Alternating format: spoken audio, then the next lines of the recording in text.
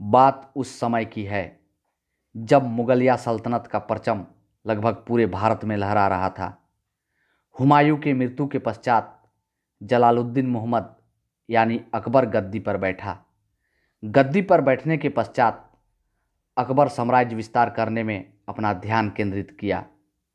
उसने भारत के राजाओं को मुगल सल्तनत की अधीनता स्वीकार करने का फरमान जारी कर दिया। कई राजाओं ने सहर्ष अधीनता स्वीकार कर ली तो कई राजाओं ने विरोध जताया। जिन राजाओं ने विरोध जताया उनका राज्य को जीतकर अकबर ने अपने साम्राज्य में मिला लिया। जब अकबर लगभग पूरे भारत को जीत चुका था तब मेवाड़ की गद्दी पर महाराणा प्रताप बैठे थे। वे कभी अकबर का अधीनता स्वीकार नहीं किए। अकबर चाहता था मेवाड़ पर मेरा कब्जा होना चाहिए, लेकिन महाराणा प्रताप अकबर को मेवाड़ में सुई गाड़ने तक का जगह नहीं देना चाहते थे। अकबर महाराणा प्रताप से घबराता था क्योंकि महाराणा प्रताप के भुजाओं में दम था। वे जब युद्ध के मैदान में खड़े हो जाते थे तो शत्रु सेना में भगदड़ मच जाती थी। साथ ही उनके छापामार युद्ध और तीर धनुष चलाने में निपुण भीलों की सेना के आगे शत्रु सेना का टिक पाना असंभव हो जाता था।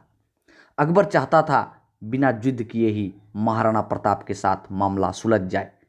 वे कई लोगों को महाराणा प्रताप के पास भेजे कि जाओ महाराणा प्रताप को समझाओ, उसे प्रलोभन दो, लेकिन किसी भी हाल में हमें मेवाड़ पर अधिकार दिलाओ।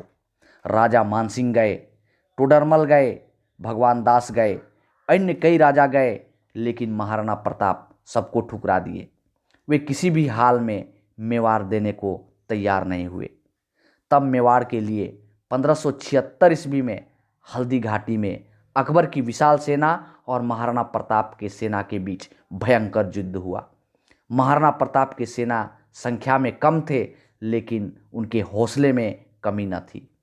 महाराणा प्रताप अपने सेना का नेतृत्व खुद कर रहे थे, जबकि अकबर के सेना का नेतृत्व मानसिंह कर रहा था।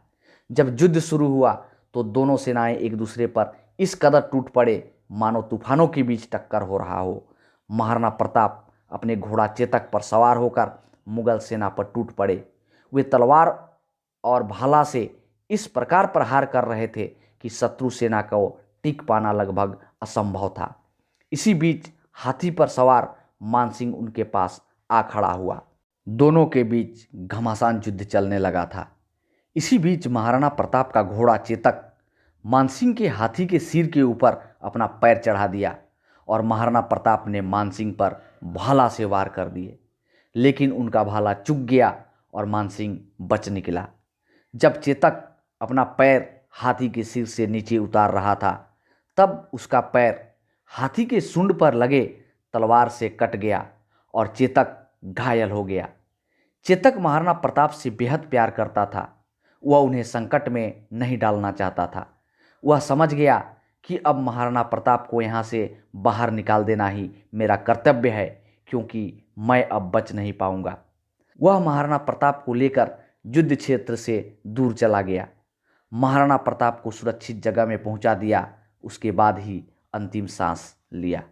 इस तरह से हल्दी घाटी के युद्ध का अंत हुआ, लेकिन महाराणा प्रताप हारे नहीं और अकबर जीता नहीं। महाराणा प्रताप जंगल में दिन बिताए, घास की रोटियां खाए, लेकिन अकबर की अधीनता स्वीकार नहीं किए।